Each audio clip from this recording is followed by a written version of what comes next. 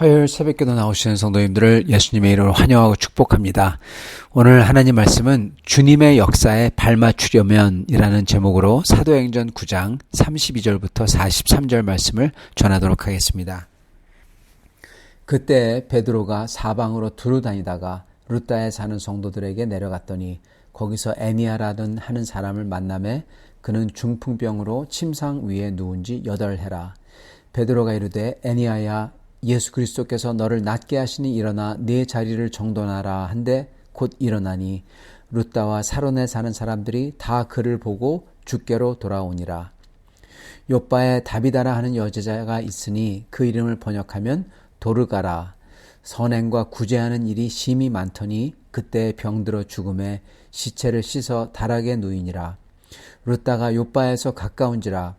제자들이 베드로가 거기 있음을 듣고 두 사람을 보내어 지체 말고 와달라고 간청하여 베드로가 일어나 그들과 함께 가서 이르매 그들이 데리고 다락방에 올라가니 모든 과부가 베드로 곁에 서서 울며 도르가가 그들과 함께 있을 때 지은 속옷과 겉옷을 다 내보이거늘 베드로가 사람을 다 내보내고 무릎을 꿇고 기도하고 돌이켜 시체를 향하여 이르되 다비다야 일어나라 하니 그가 눈을 떠 베드로를 보고 일어나 앉는지라.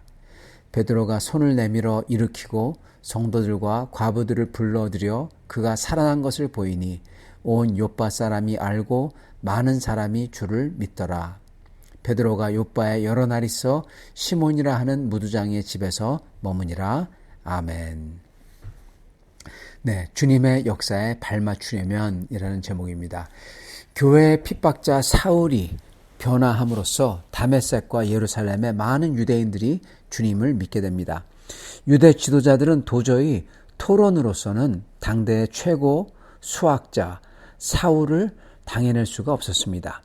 그래서 그들은 하나님을 믿는 사람으로서는 할 수 없는 일인 특히 제사장이면 아니면은 바리새인 성경학자라는 바리새인으로서는 더욱더 할 수 없는 일인 사울을 암살하려는 살인하려는 계획을 세웁니다. 이게 이들이 얼마나 위선적인지 보여주는 단편적인 모습이죠. 이 계획을 알게 되자 사도들은 얼른 바울을 피신시킵니다. 바울이 바리새인들과 이렇게 변론함으로써 교회가 견고해지고 그리고 많은 유대인들이 주님을 믿었다고 성경은 기록합니다. 자, 이렇게 됐는데 이 바울이 또 다른 데에 가야 돼요. 이것을 볼 때 저희는 또 이렇게 하나님의 일이 막히는구나 생각하기가 쉽습니다.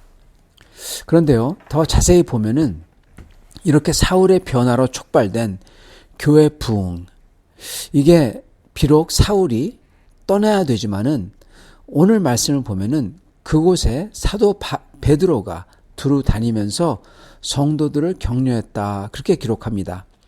베드로는 루다와 요빠에서 주 예수의 이름으로 정말 기막힌 기적들을 행하죠. 죽은 자를 살려내는 기적들을 행하고 복음을 전합니다. 그럼으로써 또 많은 사람들이 주님을 믿게 되었다. 오늘 말씀에 보면 기록합니다. 여러분, 오늘 이것을 보면은 하나님께서 역사하시는 방법은요, 인간의 생각을 넘어서서 가장 좋은 것을 하시는 것을 보게 됩니다. 만약에 베드로가 기적을 베풀면서 복음을 전했어요.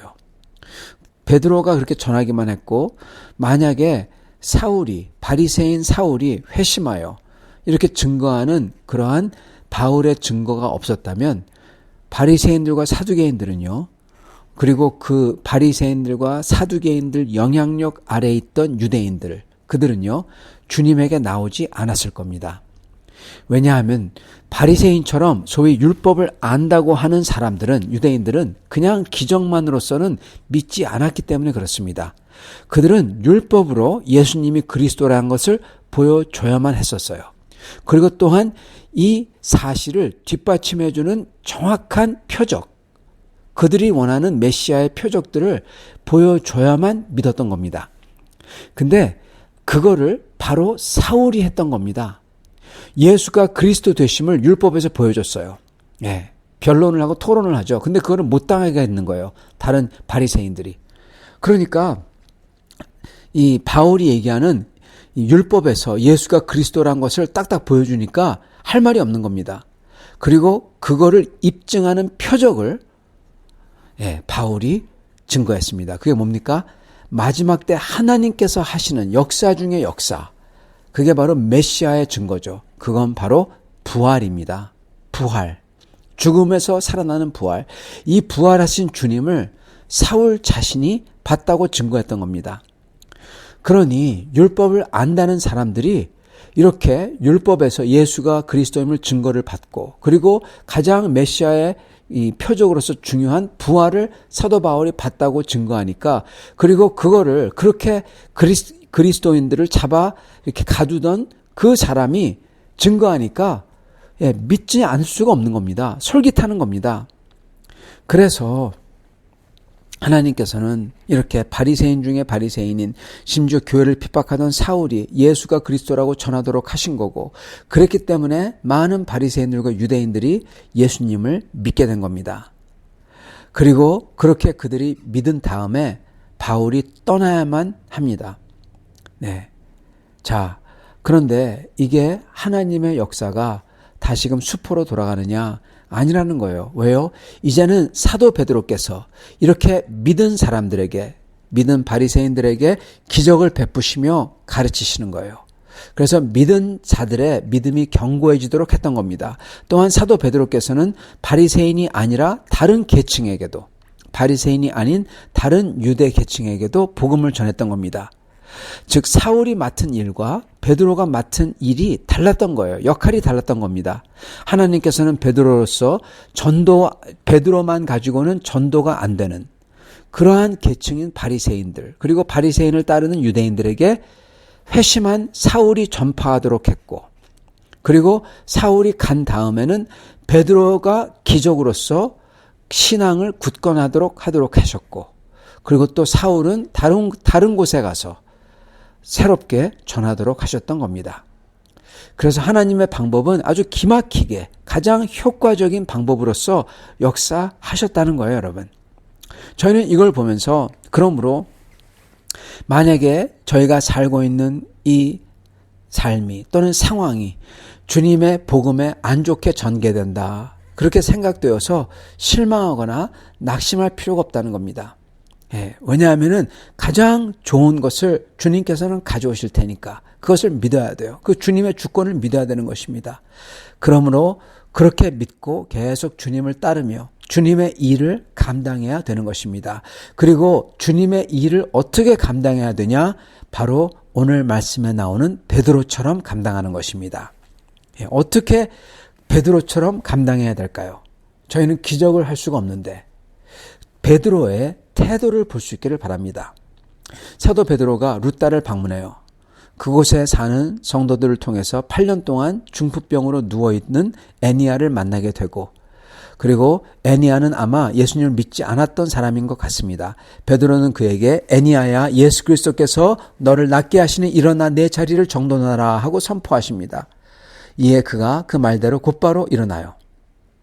예수님의 치유의 능력이 나타나자 그곳 주변의 모든 사람들이 이 애니야를 보고 주께로 돌아왔다고 합니다. 35절, 룻다와 샤론에 사는 사람들이 다 그를 보고 주께로 돌아왔다. 전부 다 이걸 보고 주님을 믿었다는 겁니다. 그리고 사도 베드로가 룻다에 있다는 소식을 또 루따에서 약 20km 떨어진 요빠에 있던 성도들이 들어요. 그래서 그를 초청합니다. 교회에서 선행과 구제에 힘쓰던 성도인 다비다가 병들어 죽었습니다. 그래서 초청을 해요. 이 베드로가 살릴 수 있다고 믿고 베드로는 시신 곁에서 사람들을 내보낸 다음에 무릎을 꿇고 기도합니다. 그리고 병든 애니야에게 선포했던 것처럼 죽은 다비다를 향하여 다비다야 일어나라 하고 외치자 그가 눈을 떠 일어나 앉았다고 합니다. 그리고 이 일로써 정말 큰 부흥이 이 도시에서 일어납니다. 42절 온 요빠 사람이 알고 많은 사람이 주를 믿더라. 하나님께서 강력하게 복음을 전하기 위해서 베드로를 통해서 큰 기적을 역사하신 겁니다. 자, 그런데 그 도구가 된 베드로의 태도를 저희가 봐야 된다는 겁니다. 주님께서 역사하시는데 그 주님의 역사에 발맞추려면은 어떠한 태도를 가지고 어떠한 모습을 가지고 가야 되는지 봐야 된다는 겁니다. 이게 바로 우리가 주님의 일을 감당하는 법입니다. 베드로는요, 그들을 긍휼히 여겨서 주님을 믿는 믿음으로 기적을 행했습니다. 즉 베드로는 내가 이들에게 전도해야지 그래가지고 이런 긍휼을 베푼 게 아니라는 거예요. 먼저 긍휼히 여겨서 치유했다는 겁니다. 이렇게 긍휼의 베푸름이 뜻하지 않게 루따와 요빠에서 복음이 널리 전파되는 역사가 일어난 겁니다. 오히려 그게 뜻하지 않았던 거예요. 저희도 주님의 일을 할 때요, 바로 이 베드로의 태도로 해야 됩니다. 저희가 무슨 목적을 위해서, 그게 암만 선한 목적이라도 무슨 목적을 위해서 은혜를 베풀고 섬기는 게 아니라는 겁니다. 그러면 사람들이 금방 알아요. 예. 저희는 다만 긍휼히 여겨서 주님 안에 있는 은혜를 나누는 겁니다. 이게 똑같은 것 같지만은 이게 앞뒤 순서가 바뀌어버리면 안 돼요. 간증하기 위해서, 전도하기 위해서, 그래서 은혜를 긍휼히 여기고 그러는 게 아니라 먼저 긍휼히 여겨서 주님 안에 있는 내가 가진 그 은혜를 나누는 겁니다. 그게 기적의 능력이면 기적의 능력을 나누는 거고, 섬김이면 섬김을 나누는 거고, 중보하고 기도하는 거면은 중보하며 하나님께 간절히 기도하는 거예요. 무슨 목적을 위해서 하는 게 아니라 저희가 진심으로 그들을 긍휼하게 여기고 사랑을 베푸는 것입니다. 사랑하는 거예요. 주님의 사랑에 감격하여 나누는 겁니다. 이렇게 진심으로 대할 때 그리스도가 전파가 된다는 겁니다, 여러분. 그걸 보여주고 있는 겁니다. 물론 저희는 복음을 전파하기 위해서 준비하고 전해야 됩니다. 복음 전파의 목적이 항상 우리에게 있어야 됩니다. 저희는 물론 선교를 하기 위해서 후원을 하고 그리고 선교를 위해서 기도해야 됩니다. 또한 가서 전해야 됩니다. 그러나 평상시 안 믿는 다른 분들이나 교회 성도들을 대할 때 저희는 그들을 섬기기 위해서 영혼들을 긍휼히 여기기 때문에 저희가 그들을 사랑하기 때문에 주님에게서 받은 은혜가 저희에게 너무나 많아서 그거를 나누고자 하는 것뿐인 것입니다. 예, 이렇게 순수하게 그들에게 대할 때 예수님 안에서 저희가 받은 축복을, 은혜를 순수하게 나눌 때, 능력을 나눌 때 이로써 저희는 저희의 할 일을 다하는 거고, 그리고 이로써 하나님께서 사람들에게 복음이 진정성 있게 전해지게 해주신다는 겁니다. 이게 참 아다르고 어다르다고요. 아주 미묘한 차이인 것 같지만은 이게 정말 다른 겁니다. 왜냐하면 이게 진정성 있게 다른 사람들에게 사랑으로, 긍휼로서, 정말 선함으로써 다가가기 때문입니다. 이렇게 주님의 역사에 발맞추시는 여러분과 저가 다 될 수 있기를 간절히 축원합니다. 같이 기도하겠습니다. 하나님 아버지, 저희가 주님의 역사를, 주님의 우리 주 예수 그리스도의 그리스도 되심을 저희가 증거하기를 원합니다. 주님, 그러나 저희가 그거에 정말로 그거를 너무나 원하기에 그 목적을 위하여 사람들을 도구로 사용하지 않도록 하여 주시옵소서. 주님, 저희가 주님에게 받은 은혜가 너무나 많기에 너무나 감격하여 이 좋은 것을 다른 분들에게 나누려고 은혜를 나누며 섬기며 긍휼을 베푸는 사람들이 되게 하여 주시옵시고, 이렇게 진정성 있게 하나님의 사랑을 나누고 섬기고 그리고 정말로 축복해 줄 때 주님, 그들이 저의 속에 있는 예수 그리스도를 볼 수 있도록 축복하여 주시옵소서. 그렇게 사시는, 그렇게 다가가시는 성도님 다 되게 축복하여 주시고 나며 우리 주 되신 예수 그리스도 받들어 기도드리옵나이다. 아멘.